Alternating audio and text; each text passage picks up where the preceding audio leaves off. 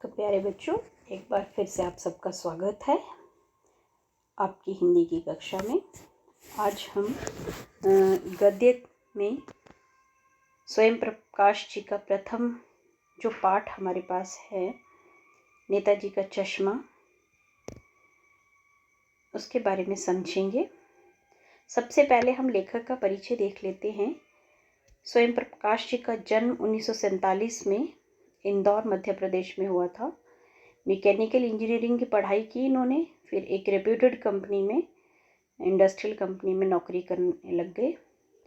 बचपन का बहुत सारा इनका जो टाइम था वो राजस्थान में बीता और अब आज वो अपनी इच्छा से रिटायरमेंट लेकर के भोपाल में रहते हैं और वसुधा एक पत्रिका है उसका संपादन करने लगे हुए हैं। आज की कहानी के महत्वपूर्ण हस्ताक्षर हैं स्वयं प्रकाश जी। उनके 13 कहानी संग्रह प्रकाशित हो चुके हैं, जिनमें सूरज कब निकलेगा, आएंगे अच्छे दिन भी, आदमी जात का आदमी और संतान उल्लेखनीय हैं। बीच में विनय और ईंधन नाम के इनके उपन्यास भी बड़े चर्चा में रहे हैं। इनको पहल सम्मान, बनमाली पुरस्कार, राजस्थान साहित्य अकादमी पुरस्कार मिल चुके हैं। मध्यम वर्गीय जीवन, जो हम मिडिल क्लास लाइफ जीते हैं ना, उसके इनकी कहानियों में मिडिल क्लास फैमिलीज़ की लाइफ को टच किया गया है ज़्यादातर, और वर्ग शोषण के विरुद्ध चेतना है और हमारी सामाजिक जीवन में जाति, संप्रदाय और लिंग के आधार पर जो भेदभाव हो रहे हैं उनके खिलाफ इनकी कहानियों में आवाज़ उठाई गई है। और इनकी कहानियों में रोचकता होती है, किस्से सुनाने के ढंग में सुनाई जाती हैं इनकी कहानियाँ। अब हम देखते हैं कि इन्होंने जो नेताजी का चश्मा पाठ लिखा है उसमें स्पष्ट रूप से बता रहे हैं कि वास्तव में चारों ओर से सीमाओं से घिरे हुए भूभाग का नाम देश नहीं होता है। देश बनता है उसमें रहने वाले सभी नागरिकों, नदियों, पहाड़ों, पेड़ पौधों, वनस्पतियों, पशु पक्षियों से और सबसे प्रेम करने तथा उसकी समृद्धि के लिए प्रयास करने का नाम वास्तव में देशभक्ति है। नेताजी का चश्मा कहानी कैप्टन चश्मे वाले के माध्यम से देश के करोड़ों नागरिकों के योगदान को रेखांकित करती है, जो इस देश के निर्माण में अपने अपने तरीके से सहयोग देते हैं।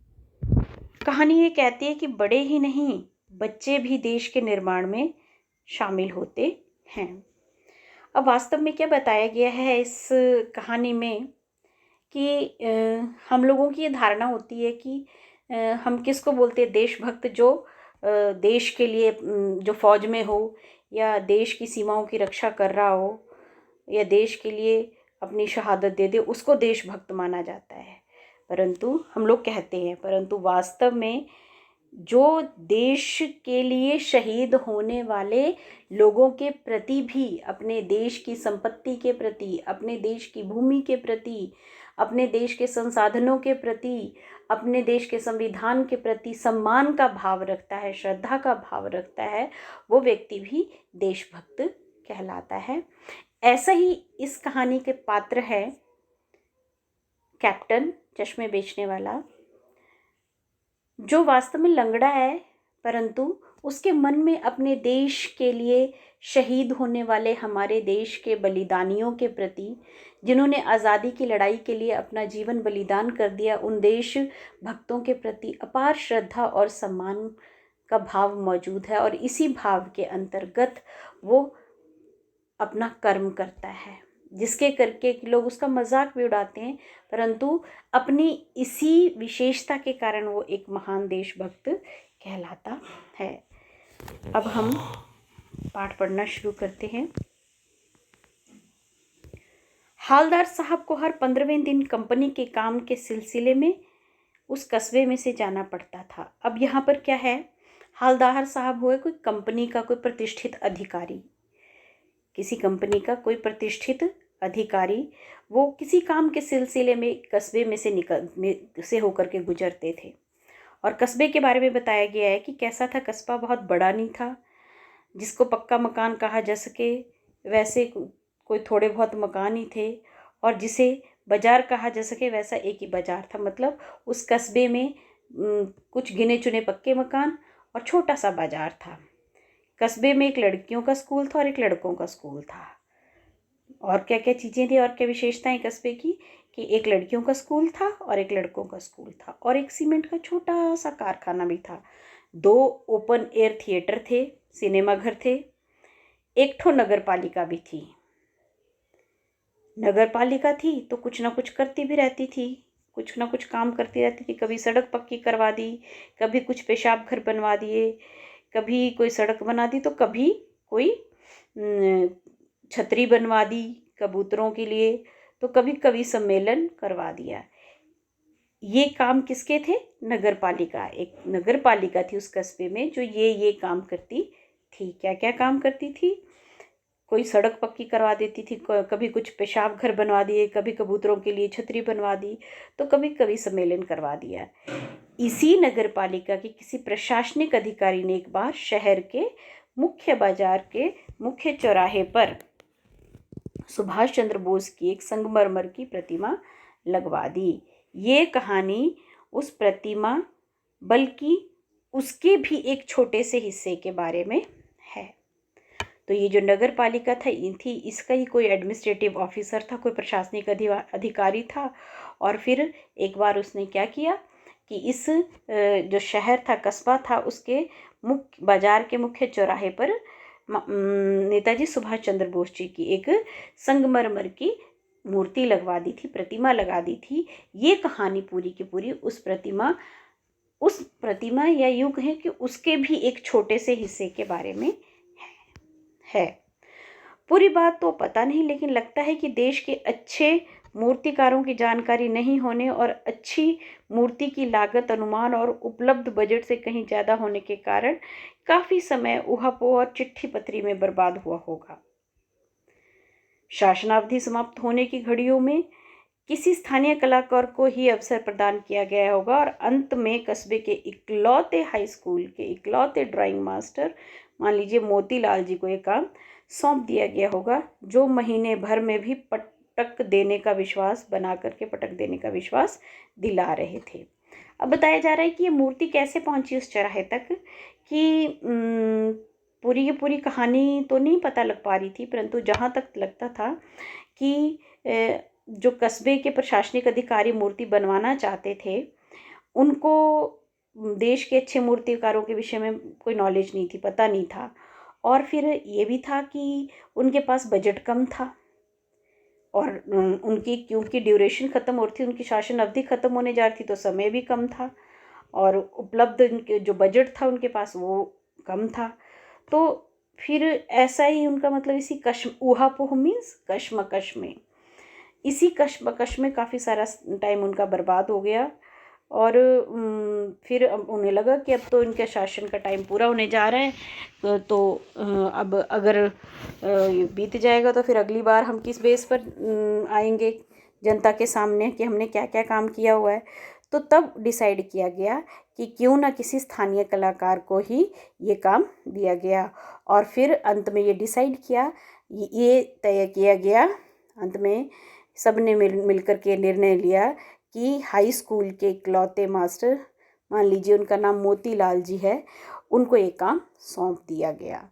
और फिर मोतीलाल जी ने भी मना नहीं किया, क्योंकि अब सौंप दिया था उनको और कोई चारा नहीं था। तो मोतीलाल जी ने भी जैसे अपने सिर से बला टली भी, हाँ काम दिया है तो अब तो मेरे को करना ही पड़ेगा। और उस हिसाब से उसने भी अपना ड्राइंग मास्टर ने भी अपना काम पूरा करके 1 महीने भर में मूर्ति को बना करके पटक देने मीन्स किसी तरह भी तैयार कर देने की बात कही, विश्वास दिलाया। जैसा कि कहा जा चुका है कि मूर्ति संगमरमर की थी, टोपी की नोक से नीचे तक 2 फुट ऊंची थी, जिसे कहते हैं बस्ट, और सुंदर थी। नेताजी सुंदर और कुछ मासूम और कमसीन लग रहे थे। फौजी वर्दी में मूर्ति को देखते ही दिल्ली चलो मुझे खून दो वगैरह याद आने लगते थे। इस दृष्टि से ये सफल और सराहनीय प्रयास था। केवल एक चीज़ की कसर थी जो देखते ही खटकती थी, नेताजी के मूर्ति पर चश्मा, कोई क्या चीज़ नहीं थी, यानी चश्मा नहीं लगा हुआ था। यानी चश्मा इस वक्त तो मौजूद था, लेकिन वो संगमरमर का नहीं था, एक सामान्य से चश्मे का प्रयोग किया गया था। अब मूर्ति के विषय में यहाँ बताया गया है कि मूर्ति जो है वो कैसी थी। जो चौराहे पर लगी हुई मूर्ति थी वो संगमरमर की बनी हुई मूर्ति थी और बहुत सुंदर मूर्ति बनी हुई थी।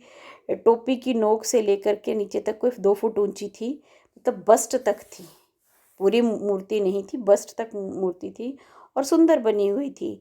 नेताजी बहुत मासूम, सुंदर और कमसीन लग रहे थे फौजी वर्दी में, और उनको देखते, मतलब इतनी अच्छी बन गई थी कि उनको देखते ही उनके जीवन से जुड़ी हुई घटनाएं, जैसे दिल्ली चलो और मुझे खून दो, मैं तुम्हें आज़ादी दूंगा वगैरह नारे जो थे वो याद आने लग पड़ते से।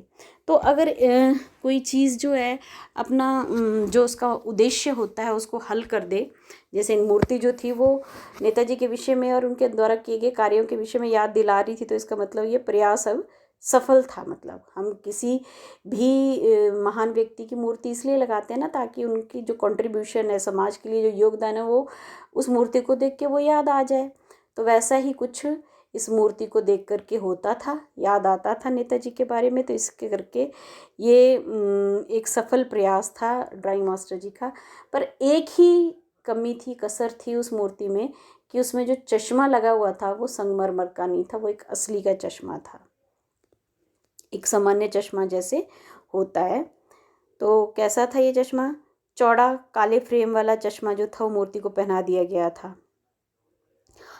जब हालदार साहब जी कस्बे से गुजरे और चौराहे पर पान खाने रुके, तभी उन्होंने इसे लक्षित किया और एक कौतुक भरी मुस्कान उनके चेहरे पर फैल गई। वाह भाई, ये आइडिया भी ठीक है, मूर्ति संगमरमर की लेकिन चश्मा रियल। तो अब यहाँ क्या बताया गया है कि जब वहाँ से गुजरे वो कस्बे से हालदार साहब, और पान खाने के शौकीन थे, तो चौराहे पर पान वाले की दुकान देखी और वहाँ पर पान खाने रुक गए। तो उन्होंने देखा कि चश्मे को देखा कि चश्मा तो असली है।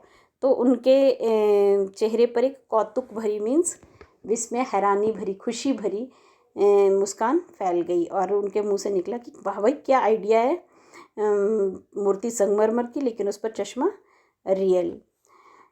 अब आगे बताया गया है कि जीप जो है कस्बा छोड़कर आगे बढ़ गई। तब भी हालदार साहब उस मूर्ति को देखते रहे और अंत में इस निष्कर्ष पर पहुंचे कि कुल मिलाकर कस्बे के नागरिकों का यह प्रयास सराहनीय कहा जाना चाहिए।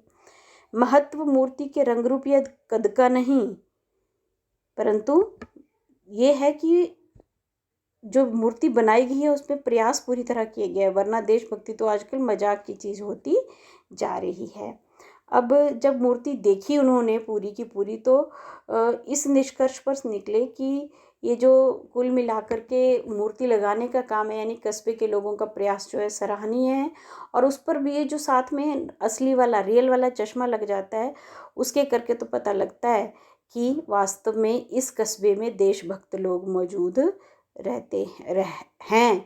वरना आजकल तो लोग देशभक्तों की और देश का मजाक उड़ाने से कहीं भी चूकते नहीं हैं। दूसरी बार जब हालदार साहब उधर से गुजरे तो उन्हें मूर्ति में कुछ परिवर्तन नजर आया। ध्यान से देखा तो पाया कि चश्मा दूसरा है। पहले मोटे फ्रेम वाला चौकोर चश्मा था, अब ये गोल चश्मा है। हालदार साहब का कौतुक और बढ़ा। अब जिज्ञासा बढ़ गई कि क्या बात है, वाह भाई क्या बात है, मूर्ति कपड़े नहीं बदल सकती तो क्या चश्मा तो बदल सकती है। अब क्या है कि पहली बार जब जो चश्मा देखा था उन्होंने, तो दूसरी बार जब उधर से निकले तो वो चश्मा नहीं था, तो और जिज्ञासा जाग गई उनको। तीसरी बार फिर नया चश्मा था। हालदार साहब की आदत पड़ गई हर बार कस्बे से गुजरते समय चौराहे पर पान खाना और मूर्ति को ध्यान से देखना। एक बार जब कौतूहल दुर्दमनीय हो उठा तो फिर पूछे, दुर्दमनीय मीन्स जब दबा नहीं सके अपने कौतूहल को, कौतूहल मीन्स जिज्ञासा, आश्चर्य को दबा नहीं सके, तो पूछ लिया, क्यों भाई क्या बात है, ये तुम्हारे नेताजी का चश्मा हर रोज ही बदल जाता है ना। अब रोज रोज उधर से गुजरते थे, हर 15वें दिन जब गुजरते थे तो हर बार वो चश्मा बदल जाता था। तो बड़ी हैरानी होती थी कि, और मन में उत्सुकता होती थी कि पता तो लगे कि क्या बात है, ये चश्मा क्यों बदल जाता है। तो एक दिन जब ये उनसे सहन ही नहीं हुआ, दबाई नहीं जा सकी अपनी जिज्ञासा, तो उन्होंने पान वाले से पूछ लिया।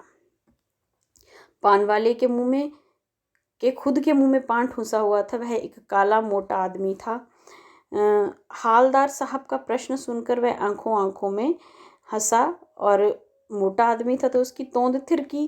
पीछे घूमकर उसने दुकान के नीचे पान थूका और अपनी लाल काली बत्ती सी दिखा करके बोला कि ये साहब कैप्टन जो है वो चश्मा बदल देता है। अब यहाँ क्या बताया गया है, पान वाले की विशेषताएं बताई हुई हैं कि वो कैसा था। उसके मुंह में पान रहता था हमेशा। वो एक काला और मोटा आदमी था जिसकी लाल काली बत्ती सी थी पान खाने के कारण। और वो जो था देशभक्तों का मजाक उड़ाता था और यहाँ वहाँ थूकता रहता था। तो वो बताता है मजाक उड़ाते हुए कि ये जो है, जो चश्मे वाला है कैप्टन, वो हर बार इस चश्मे को बदल देता है। चश्मे वाला मूर्ति पर लगा फ्रेम संभवतः नेताजी से क्षमा मांगते हुए ला करके ग्राहक को दे देता है और बाद में नेताजी को दूसरा चश्मा लौटा देता है। ये बात पान वाले ने बताई हालदार साहब को। तो हालदार साहब सोचते हैं वाह भाई खूब आइडिया है, लेकिन भाई एक बात अभी भी समझ में नहीं आए कि ये नेताजी, हालदार साहब पूछते हैं उसको कि नेताजी का पान वाले को कि ओरिजिनल चश्मा कहाँ गया नेताजी का। तब तक पान वाला दूसरा पान मुंह में ठूंस चुका था। दोपहर का समय था, दुकान में भीड़ भी ज़्यादा नहीं थी, तो फिर भी आंखों आंखों में हंसता है और उसकी तोंद थिरकती है। फिर वो अपना थूक जो है पान वाला थूक पीछे की तरफ मुड़ करके फेंकता है और मुस्कुराता हुआ बोलता है कि मास्टर बनाना भूल गया। मतलब मजाक में उसने ये, उसके लिए ये चीज़ बहुत साधारण थी। जबकि दूसरी तरफ जिसको कैप्टन कहा जा रहा है, जो चश्मा बदलता है, उसके लिए ये नेताजी के मान सम्मान और श्रद्धा से जुड़ी हुई बात थी। तो पान वाले के लिए ये मज़ेदार बात थी, लेकिन हालदार साहब के लिए ये द्रवित करने वाली बात थी, मतलब दुखी करने वाली थी। यानी वे ठीक ही सोच रहे थे। मूर्ति के नीचे लिखा हुआ नाम जो है मोतीलाल वाकई एक कस्बे का अध्यापक था। बेचारे ने महीने भर में मूर्ति बनाकर देने का वादा किया होगा, बना भी ली होगी, लेकिन पत्थर में पारदर्शी कांच वाला चश्मा कैसे लगे, पत्थर वाला लगे या फिर कांच का लगे, वो तय नहीं कर पाया होगा। या फिर क्या किया होगा, कोशिश की होगी और बनाते बनाते टूट गया होगा बहुत बारीक बनाने के चक्कर में। तो या फिर अलग से बना करके फिट किया होगा और फिर निकल गया होगा। ऐसे बहुत सारे विचार जो है वो हवलदार साहब के मन में आते हैं चश्मे को लेकर के।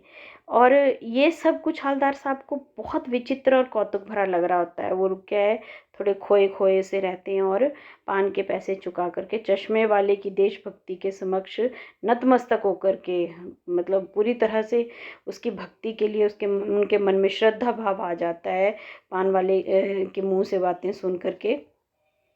फिर वो जीप की तरफ चल पड़ते हैं। फिर रुके, पीछे मुड़े और पान वाले के पास जाकर के बोले कि ये जो चश्मे वाला है नेताजी का साथी है क्या, या आज़ाद हिंद फौज का कोई भूतपूर्व सिपाही है या फौज में है।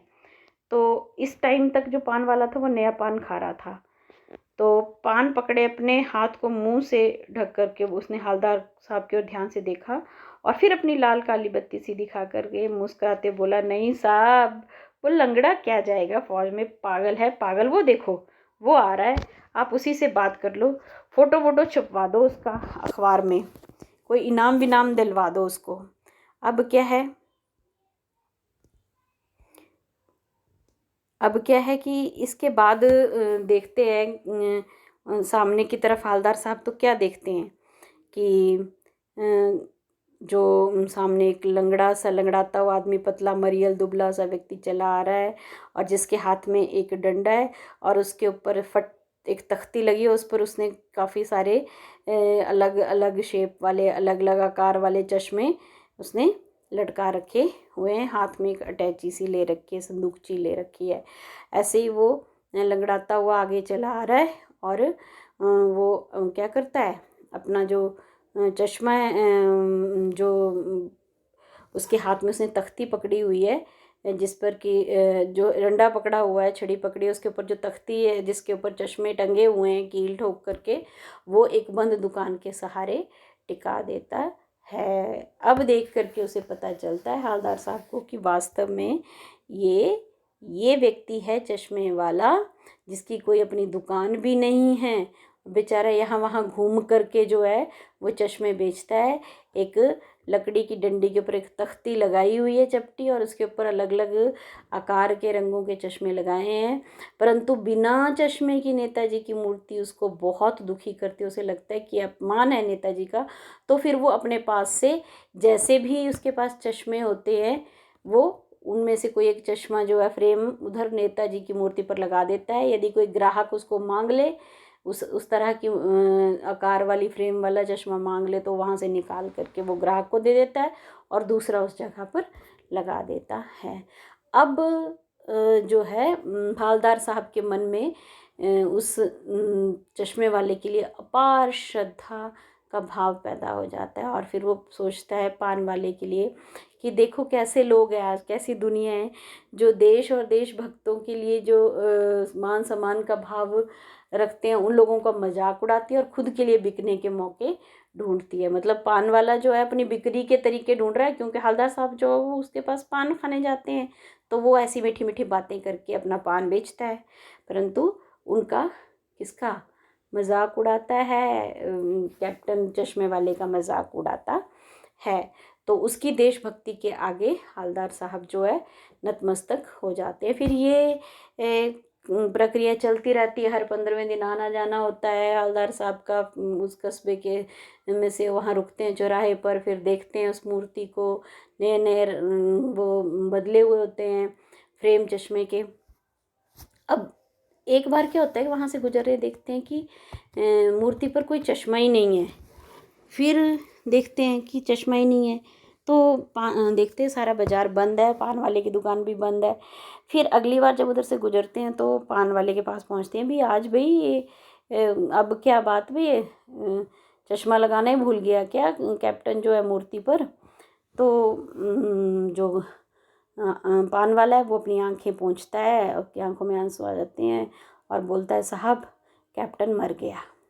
ये सुन करके हवलदार साहब को बहुत धक्का लगता है कि अच्छा, और उनके मन में आता है कि अब तो कोई भी यहाँ पर जो है इस नेताजी की जो मूर्ति है उसके ऊपर कोई भी चश्मा लगाने वाला नहीं रहा है, और बड़ा दुख होता है कैप्टन की मृत्यु पर हवलदार साहब को। फिर ऐसे समय बीतता जाता है, अब वो उनका मन उस चौराहे पर रुकने के लिए नहीं करता था, तो क्योंकि वो सोचते थे अब तो कोई बदलेगा ही नहीं इस मूर्ति, अब तो कोई इस पर मूर्ति के ऊपर चश्मा लगाएगा ही नहीं, और वो चुपचाप वहाँ से निकल जाते थे। अब अगले 15 दिन बाद जैसे आना होता है उस रास्ते से, तो वो अपने ड्राइवर को बोलते हैं कि वहाँ मत रुकना, आप चौराहे पर नहीं रुकना और सीधे निकल जाना। अब ड्राइवर बोलता है ठीक है साहब, जैसा आप बोलते हैं।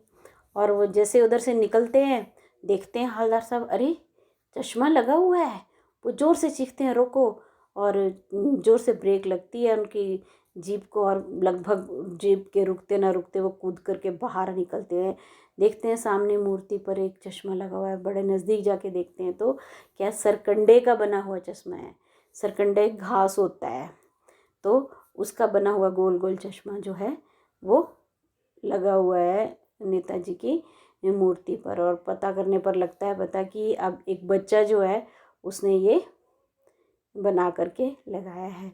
तो ये देख करके हवलदार साहब के मन में एकदम संतुष्टि का भाव आ जाता है और चेहरे पर मुस्कान फैल जाती है कि कोई बात नहीं, अगर अब कैप्टन चश्मे वाला नहीं रहा तो उस बस्ती में कोई ना कोई ऐसा है, वो चश्मा एक बच्चे ने लगाया होता है। तो ये उनको संतुष्टि हो जाती है कि अभी भी देश में ऐसे लोग हैं, चाहे बच्चों के रूप में, चाहे जवानों के रूप में, युवाओं के रूप में, जो देश व देश के लिए शहीद होने वाले अपने देशभक्तों के प्रति सम्मान और श्रद्धा का भाव रखते हैं। तो इसके साथ ही हमारा ये चैप्टर जो है ये यहीं समाप्त होता है। आगे इसके विषय में डिस्कशन अगले वीडियो में करेंगे।